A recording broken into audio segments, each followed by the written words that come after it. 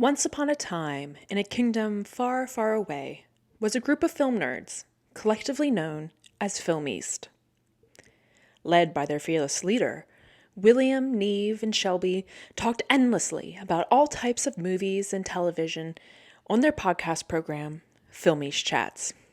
On this particular day, the crew decided to chat about an odd green ogre and his annoying donkey companion, comparing this reimagined fairy tale with Disney's Happily Ever After.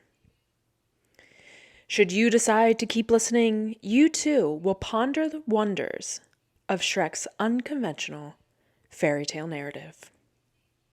Okay, so this is going to be a fun, silly episode. We're not going to take it too seriously, even though we might get into some philosophical conversations about Shrek.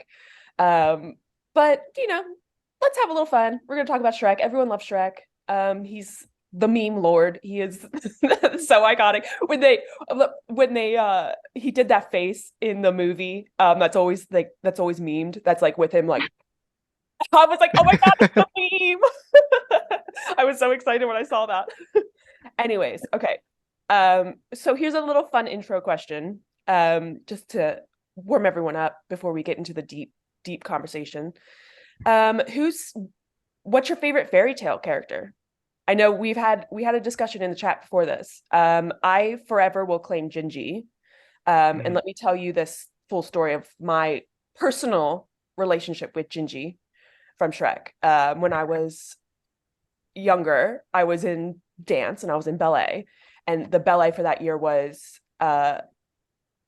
Hansel and Gretel, and I was going to be the gingerbread man. And so in my mind, I was like, oh, I'm going to get a pretty, you get a pretty brown tutu and it kind of with some accents that kind of look like a gingerbread man. No, my dance costume was literally like the full adult version of the gingerbread Gingy from Shrek costume with the giant head. So you couldn't even see me. I was like inside the smile Gingy, and it was so scary. So I'm like forever known as Gingy. So that's like my iconic relationship with Gingy. Oh God, been there, done that with the dance thing. All the times like, oh, I'm finally gonna get a nice costume, and you're like, nah. No, I'm just gonna get a Halloween costume of Gingy with a giant head. I was always the boy as well. yeah, me too. Anyone else? I mean, I know we all love Gingy. He's iconic. Mine's a very similar vein, but for some reason, growing up, my favorite character was Mongo, which is the big man that dies in Shrek 2. I always just used to find him being be good outrageously hilarious when I was little. Like, it's so silly. That's honestly one of the top 10 cinematic deaths. So tragic. For Mongo, I think more people should have the respect to learn his name. Yeah, put it respect on gingerbread man. Yeah, so Mongo is I think when I was a child, I kind of let Shrek wash over me a bit. It was more an experience. I didn't really. It's like a concept album. You don't really focus on any individual part of it. But now that I'm rewatching them, with a driving license, Puss in Boots really stood out to me in the second one as just so funny. And now that I've seen the Puss in Boots spin-off movies as well, he's such a unique interest, just a fun character. Eddie Murphy has gone on the record being like, if they can make a Puss in Boots movie, why can't they make a Donkey movie? But the answer is Donkey's kind of he's the sidekick. He's a comic character. He's nothing without his straight man. Puss in Boots, he can carry a franchise. He's a force of nature. Really. Donkey isn't Donkey without Shrek. He has to be annoying someone. That's Donkey's role. Sorry, Eddie. I hate to say I'd like a TV sitcom of the Donkey and Dragons from Raise the Kids and now parenthood and working, And then it's you always have the neighbor next door who's peeks over the fence, and that's Shrek. Okay, so I think the premise of this episode is we're going to kind of look at how Shrek reimagines the Disney style fairy tale. And I think that's pretty straightforward. I think that's what most people get from Shrek, is that it's making fun of the happily ever after, and it's making fun of those like princess stories and stuff. Niamh is a big Disney person. So Niamh has all the good background on Disney. I want to first touch on what everyone thinks like the impact of the Disney effect is. So obviously there's a lot of problems like how women are represented in Disney, and it makes this expectation, especially for young girls watching these, that you have to find your true love, you have to find your Prince Charming, you have to be locked in a tower all your life until Prince Charming comes and saves you. You can't have the agency to save yourself. So does anyone have maybe you have different opinions on the Disney fairy tale happily ever after? But does anyone have any thoughts about like this cultural impact of the Disney fairy tale? I think, sorry, I'm gonna just like, I think Shrek is a really interesting case, and it's really interesting to read as a pastiche parody of Disney when you know a little bit more about the context. I don't know if you guys know, but Jeffrey Katzenberg, King of DreamWorks, worked at Disney during the Disney Renaissance, and it all was very bitter. He launched DreamWorks, and this is his big "I don't like you anymore." And even Lord Farquaad is styled after Michael Eisner, the ex-CEO. Like it's very, very intertwined with Disney. And I find Shrek very good in a way when it's parodying 1950s Disney. You know, like your Cinderellas, your Snow Whites, because those women are, you know, they don't have a lot of agency. But I always find it a bit strange when people look at the Renaissance Disney, which this immediately followed, and says that yes, they're like Princess Fiona, they're not, you know, taking bad guys, but they have a lot more agency than Fiona does. Fiona's main storyline is that she turns into an ogre and doesn't like that. And then she wants to get, like, Fiona doesn't really have a story except for the fact she doesn't like that she sometimes gets green. Yeah. Sometimes she turns ugly. I think Shrek's a good pastiche on 1950s Disney, but I still wouldn't fully classic as, you know, very feminist and, you know, taking it over, because Fiona's the only speaking woman in the entire film, except for like a witch at the beginning. Like she doesn't speak to any other woman, and no other woman talks. And that lady that is trying to sell donkey to Lord Farquaad's people. That's the Bechdel test. Like, yeah, I have a talking donkey. No, I think. Yeah, no, I think that's interesting. How would you compare sort of Fiona's? I mean, yeah, Fiona is still very much that damsel in distress, and I was thinking about this when I was watching it. Is she obviously has the ability to take care of herself. She has the ability to save herself from the tower, and she chooses not to. So she chooses to sit there and wait. Like that's what's expected of her. She doesn't have her own agency to be like, you know what, I don't want to be in here anymore. Like I want to leave. How do you think do you feel that like the representation in Shrek is on the same level as the Disney Renaissance, or do you feel like the Disney Renaissance is sort of has better representation? I would say it's different. Like Princess Fiona is, you know, she's very good at fighting and gross. Yeah.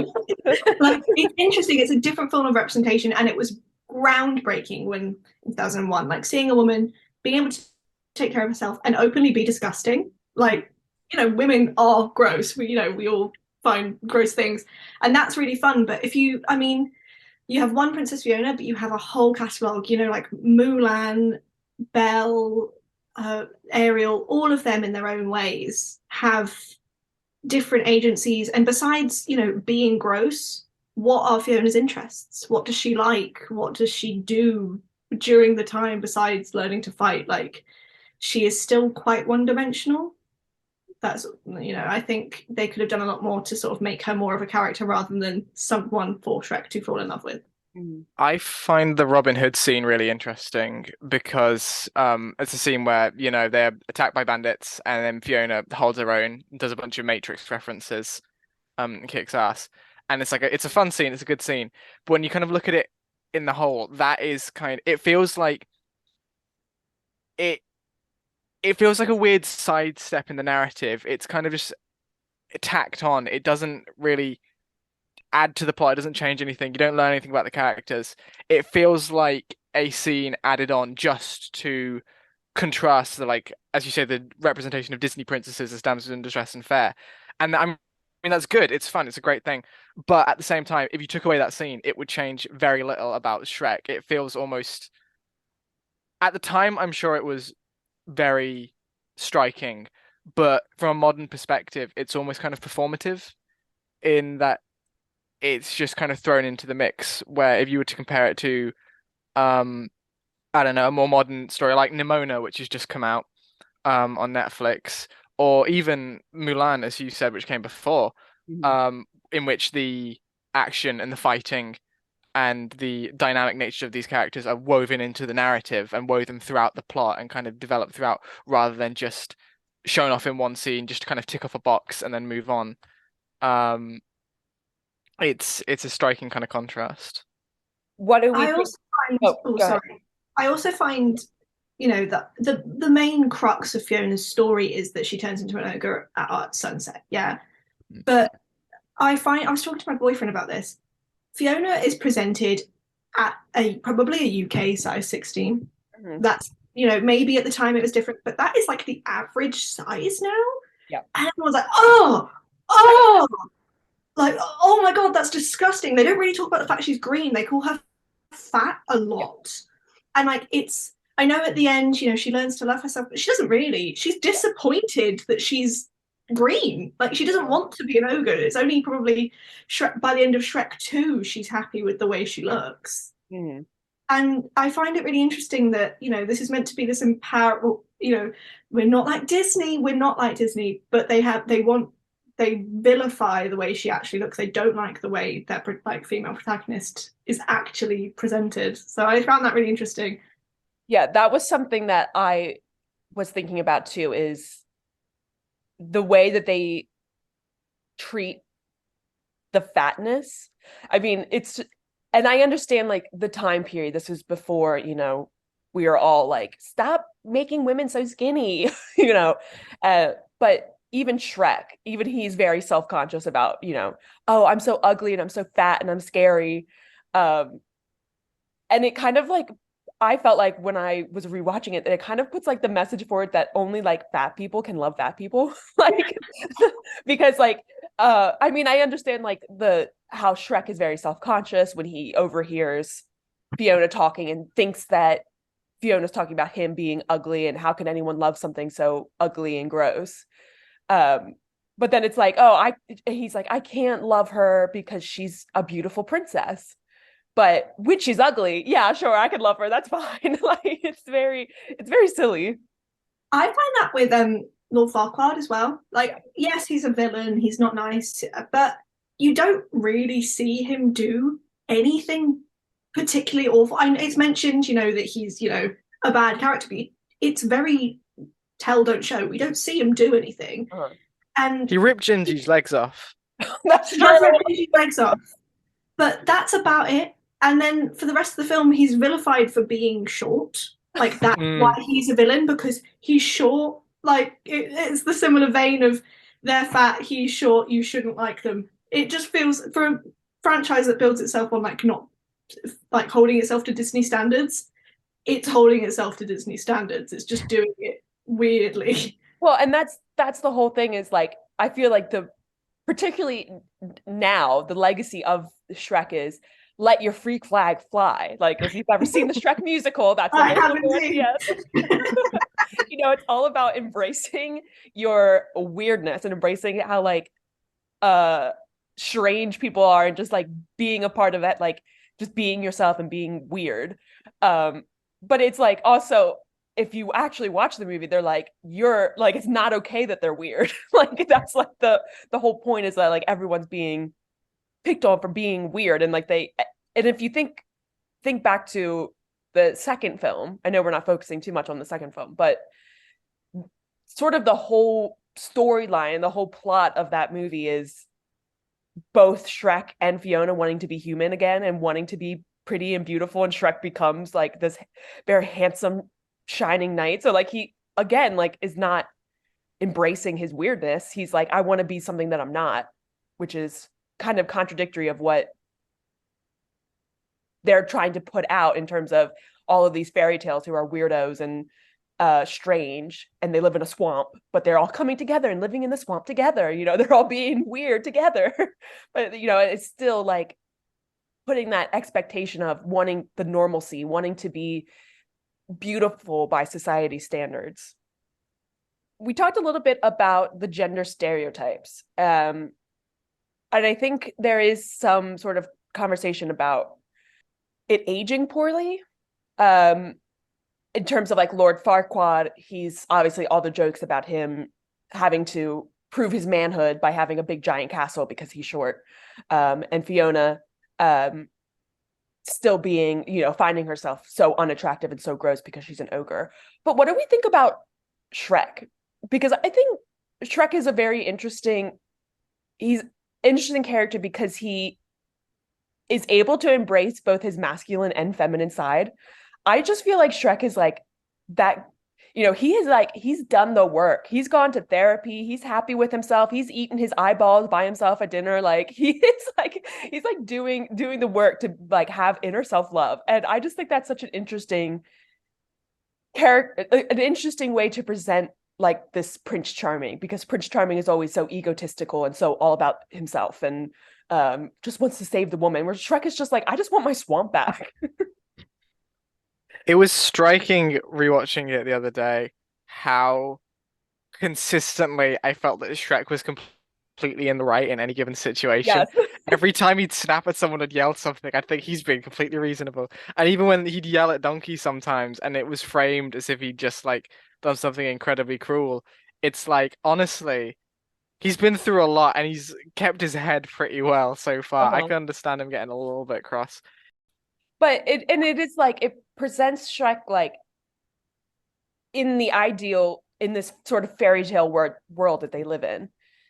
Lord Farquaad is quote unquote Prince Charming. He's the one that is the prince trying to save the princess, even though he doesn't do it because he's lazy and he's too short and he can't go fight the dragons. But Shrek is the monster in the traditional story. But he sort of, his monsterness is very contrasts what you expect of the monster. So he's very sensitive, he's very self-aware, he's very like, he's not trying to hurt anyone, and he just wants to return to his normalcy and his life. And I think it's so sweet that at the end, like, he just is like, you know, he has that moment where he's like, you know, I shouldn't spend the rest of my life by myself because everyone needs somebody. And I just think that's so sweet, and I just love Shrek. He's such a nice guy. Like, I would date him. His head is like the size of her entire torso. I couldn't like get past how huge he was compared to human Fiona. It was frightening. I also think Shrek has some of the most consistently funny dialogue. Yeah. Like, I was watching it with the subtitles on, and like all of the jokes are so quick and so funny, and like they've aged well. Like, there are some references like Matrix, but like his jokes land every time you watch it. Like, it's just a genuinely well-written script. Like, it's hilarious. Mm-hmm. This one might be a little far-fetching. But something that I noticed when I was rewatching it is, we know that it is mocking Disney, but does it feel like Shrek fits more with the traditional Grimm fairy tales than Disney? Is it pushing more towards the Gothic than it is the Disney? Because I think what's kind of interesting about it is it has these Gothic themes, and it has all of the characters that are like part of the Grimm fairy tale, but presents it in a modern way that's not like Disney, because Disney presents it as like happy and perfect in this ideal world, whereas Shrek is taking those themes from the Grimm fairy tales, which are dark and bad, and presents it in this like environment that presents as happy and that looks positive and happy, looks like the Disney, but it's still very, for a lack of a better word, grim at its core. I think aesthetically it was quite Grimm's Fairy. I'd say it leans a bit more towards Grimm Fairy Tale than Disney in the sense of the humans, the humans specifically were um they were incredibly. I'm sure at the time they were strikingly realistic, and even today they hold up as kind of a lot more human than the stylization that Disney uses. And the same with the animals. The three blind mice are just three little mice with glasses, and the pigs are just like they look like what they're supposed to look like. The color palette is a lot more muted than you would think. And like the buildings, there's the old windmill that they hide in at the end. There's the big dark castle, and then Farquaad's castle, this big brutalist cube and stuff. They spend a lot of time in forests and swamps, of course. Um, it does feel visually a lot more like a traditional kind of fairy tale world than, as you said, the kind of brighter, more colorful, more um I can't think of the term, but more exciting world of Disney that they kind of try to conjure up. Less, I don't want to say less kid friendly because that's not quite right, but more adult oriented, I suppose. That's what I immediately think when you ask that question. Like, I think I agree with what you said. Well, aesthetically, it leans into more, realistic fairy tale, the way they probably would have been drawn. But I think Shrek is in its own world narratively and stylistically. Like, I think the darker themes aren't there to harken back to Grimm, but are there for adults. Yeah. Like, Shrek, I'm not going to say it's one of the first, but it is made for families, but there are so many jokes that you will not understand unless you are an adult.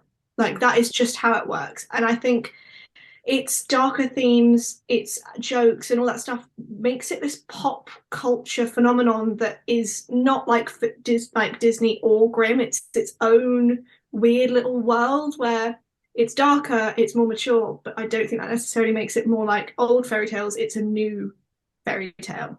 Mm-hmm.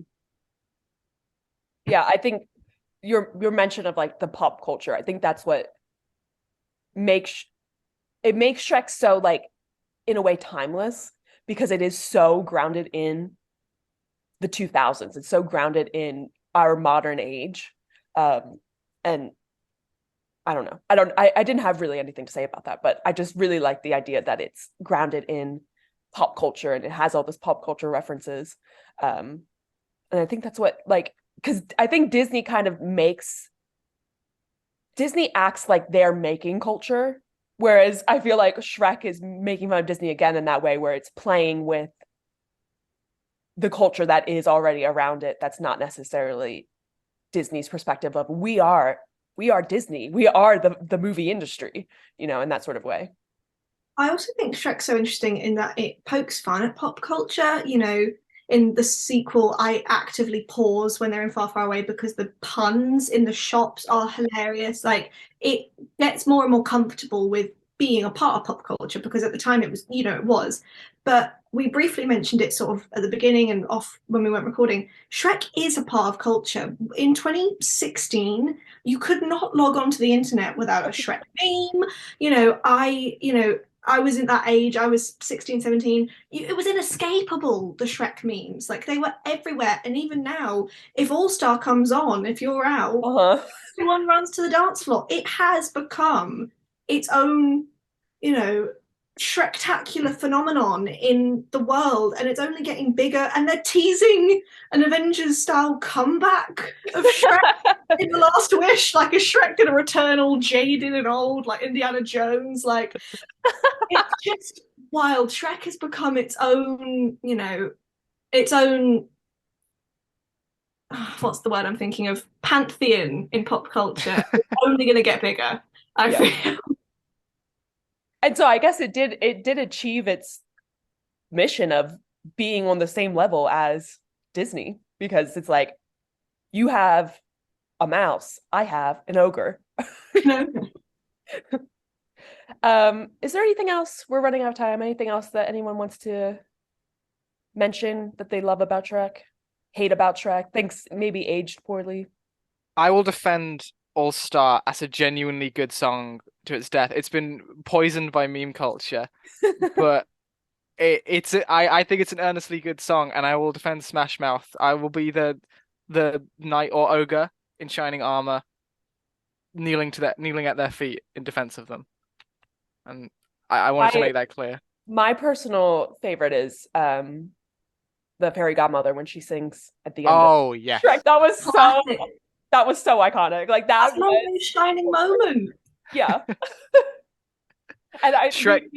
he talked about this a little bit in the group chat, but on the DVD features for Shrek 2, they had it was like American Idol. And it was like all the different fairy tales singing. And like I just remember I was so obsessed with that. The worst thing about Shrek 1 is that it's not Shrek 2. Shrek 2 is, I think, just better. Shrek 2 is better. Oh my God. What is it? Jennifer Saunders and Rupert Everett, just so unbelievably good. And John Cleese. Also, I'm not, Shrek 3 and Shrek 4, I can give or take. But the bit in Shrek 3 when they put the king in a shoebox and live and let die. Will always make me. That's the first time I heard "Live and Let Die." So when I hear that song, I think of the death of, Prince Philip. No, not Prince Philip. What's his name? Charles. I think it's Charles. Gotta be careful with that one. You gotta be careful. Sorry, but I just think of a frog in a shoebox and "Live and Let Die." It makes me happy. It's so funny. It does. Shrek, one thing we have to give it does have like the use of music and its soundtrack, perfection. Bangers. Nothing will ever peak the Shrek soundtracks. I was singing Hallelujah at the top of my lungs last night. Like, oh yeah, not heard it in years. For some reason, I always thought that scene where he's in Shrek 2 when he's laying in bed with like Fiona's like childhood bed and like he's looking at the thing and it's Prince Charming up on top of her bed. I always thought Hallelujah played there. And I like rewatched and I was like, it's not. I was like so upset because I always thought that was the scene where Hallelujah plays. Man, Shrek was like the last. When I grew up, we had like 3 VHS tapes, I think, because this was when DVDs were really starting to amp up. And it was Shrek, Chicken Run, and I think Williams Wish Wellingtons with the big 3, the triad. Oh man, the Chicken Run episode. I love Chicken Run. It's so good. Oh my God. Oh, well. I watched Great Escape after watching Chicken Run. I was like, oh, that's in Chicken Run. All right, so I guess the next episode is going to be the legacy of Chicken Run. All right, anyone else have anything to say? Shrek is love. Shrek is love. Oh no. We were so close to the end. We almost made it through. Hopefully you have enjoyed our brief discussion today. To learn more about Film East and our upcoming events, film criticism publications, and unique activities, visit our website at film-east.com or follow us on any of our social media platforms at films_east, and that's films with an S. Make sure you're subscribed to Film East Chats anywhere you listen to podcasts, including Apple Music, Spotify, and YouTube, so you never miss one of our deep dives into films and TV. Again, we're Film East, a Norwich-based film organization.